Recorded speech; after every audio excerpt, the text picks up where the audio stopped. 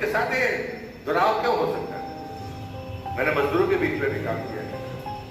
Bharatiya Janata party की जो अर्थनीति है वो कभी किसी को रोकती नहीं। अभी प्रधानमंत्री का भाषण आपने सुना होगा, उन्होंने कहा भाई निजीकरण से क्यों इतनी नफरत है? वो भी अपनी पूंजी लगाते हैं, वो भी लोगों को रोजगार देते हैं, रोजगार पैदा करते हैं, बेहतर काम कर सकते हैं। जैसे वैक्सीन बनाई, वो कौन है? वो सरकार के लोग नहीं है। सरकार के लोगों ने एक ने वैक्सीन बनाई है, लेकिन निजी क्षेत्र के लोगों ने भी वैक्सीन बनाई है। हम उपयोग कर रहे हैं, दुनिया उसका उपयोग कर रही है। उससे प्रतिस्पर्धा हो सकती है, उससे नफरत नहीं हो सकती। और इसलिए मुझे लगता है कि जब कभी हम अपनी बात कहें तो मैं मित्रों आपसे कहना चाहता हूं कि जब हम कहते हैं वसुधैव कुटुंबकम, सारी दुनिया हमारा एक परिवार है, तो ये सिर्फ मंत्र नहीं है। आदरणीय मोदी जी के नेतृत्व ने साबित करके बताया। पहली घटना थी जब योग दुनिया में योग को स्वीकार किया गया तो 178 देशों में सहमति थी। उसमें वो देश भी है जिनका राष्ट्रीय धर्म इस्लाम है। यहाँ जो तथाकथित इस्लाम मानने वाले लोग हैं इनको योग से परहेज है, लेकिन ईरान को नहीं है, कुवैत को नहीं है, इनमें से किसी को नहीं है। वो सब योग को मान रहे हैं, वो बैठते हैं, करते हैं, आप भी वीडियो देखते हो। लेकिन यहाँ पर है, यहाँ पर लोगों को तकलीफ है। दुनिया में योग को देना ये भारत की एक बड़ी ताकत है। पर कोरोना का संकट आया। मेरा दूसरा सवाल है, अपने आप से भी पूछिए और लोगों से भी पूछिए जो आपकी हमारी आलोचना करते हैं, उनसे पूछिए। तो ये अधिकार नहीं होता, ये ठीक होती है। यदि ये अधिकार देना है तो हम तमाम प्रबुद्ध लोगों को, जिसके मैंने नाम दिए हैं, राजनीतिक कार्यकर्ता, सामाजिक कार्यकर्ता, व्यापारी, प्रोफेशनल, सारे लोगों को सोचना पड़ेगा ये क्यों वंचित है। इसकी गलती है। मैं अपराधियों की बात नहीं कर रहा हूं। अपराधियों के लिए जितना सख्त हम हो सकते उतना होना चाहिए। सुधार के अवसर देने चाहिए, ना सुधरे तो डरने के लिए तैयार रहना। हम मुस्लिम बंदियों से भी कहते हैं कि हमारा आपका मतभेद नहीं है। मोदी जी ने कहा सबका साथ, सबका विकास, सबका विश्वास, और ये नारा नहीं है, ये हमने करके बताया। प्रधानमंत्री आवास योजना देश में लागू हुई, हमने हिंदू मुसलमान नहीं किया, ना हमने जाति पूछी, ना पार्टी पूछी, ना धर्म पूछा।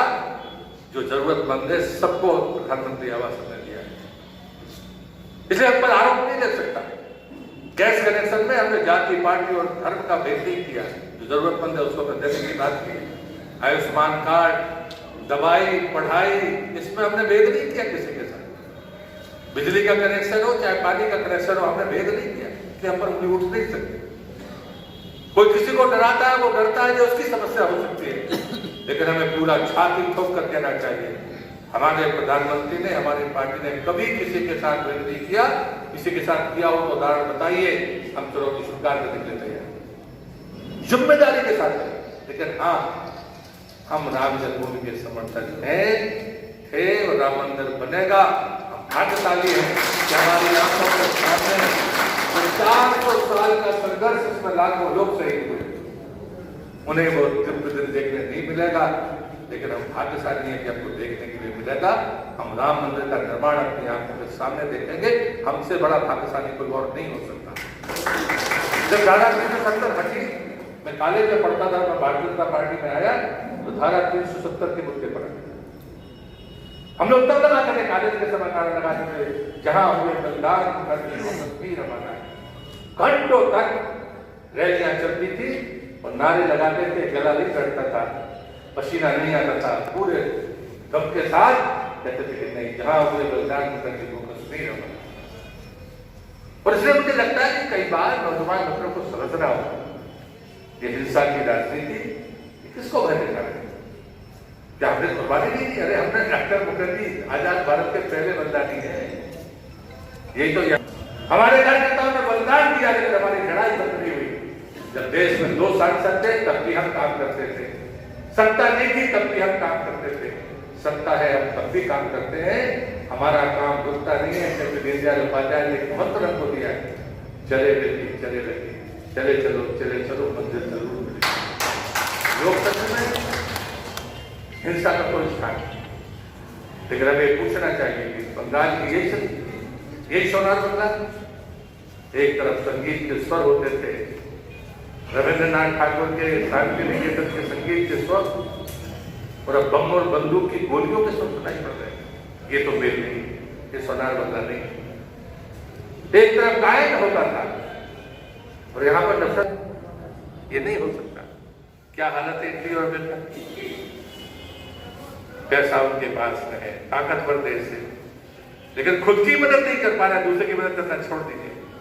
लेकिन भारत ने 150 से ज्यादा देशों को दवाइयां पहुंचाकर अपने मंत्र को सार्थक कर दिया। ये है तो कारण क्या है? कारण है कल्चर, संस्कृति हमारी। मैं संस्कृति मंत्री, हमारे यहाँ साफ कहा जाता है, यहाँ जो सब बैठे हो सारे लोग धर्मार्थ काम करते हैं। जिसने बनाया है कि धर्मार्थ काम, किसी के पास नहीं है तो वो भी आके अपना कार्यक्रम कर ले, इसके लिए तो बनाया। उस समय कहा जाता था, हमारे बुजुर्ग कहते हैं, हमारे मनीषी कहते हैं, अगर आपके पास में 2 रोटी है और कोई भूखा आपके दरवाजे पर आ जाए तो एक से अपना काम चलाइए, लेकिन एक उसको जरूर दे दीजिए। खुद भूखे रहने चलेगा, लेकिन सामने वाले की भूख को बुझा समाप्त करना, ये हमारी संस्कृति है। कोई प्रधानमंत्री ने किया। भारतीय जनता पार्टी की विजय, लोगों का सहयोग लेना, उनका स्नेह प्राप्त करना, समस्याएं जानना और समाधान भी उन्हीं से लेना, ताकि हम अपने विधानसभा के और जिले के घोषणा पत्र में उनको लिख सकें। और भारतीय जनता पार्टी का घोषणा पत्र शपथ पत्र होता है, और इसलिए मुझे लगता है कि संवाद का, सहज संवाद का ये बेहतरीन तरीका है, जहाँ पर सभी प्रकार के व्यापारी, सामाजिक और राजनीतिक कार्यकर्ता, प्रोफेशनल्स, वो सारे लोग एक जगह मौजूद हों और उनसे चर्चा हो। यही लोकतंत्र की ताकत है। अच्छा, और एक सर, इस बार जनता कितना सुरक्षा से वोट दे पाएगा? उत्तर बंगाल के लोगों ने तो लोकसभा में ही फैसला सुना दिया, और जिस प्रचंड बहुमत के साथ में हमारे सांसदों को जिताया है, तो उत्तर बंगाल में तो उससे भी ज़्यादा बेहतर परिणाम आने वाले हैं। इसलिए कोई दुविधा किसी के दिमाग में नहीं। मुझे लगता है ले रहे हैं, ये कौन सी बात होती है? भारतीय जनता पार्टी में सबके लिए दरवाजे खुले हैं। जो हमारी विचारधारा को मानता है, अच्छे लोगों को पार्टी में आने में भारतीय जनता पार्टी को परहेज नहीं है। हम वो रीजनल पार्टियों की तरह बर्ताव नहीं करते हैं कि किसी को परहेज करने लगे। कोई अच्छा कार्य करता है, अच्छा समाज सेवक है, उसको आना चाहिए। नमस्कार।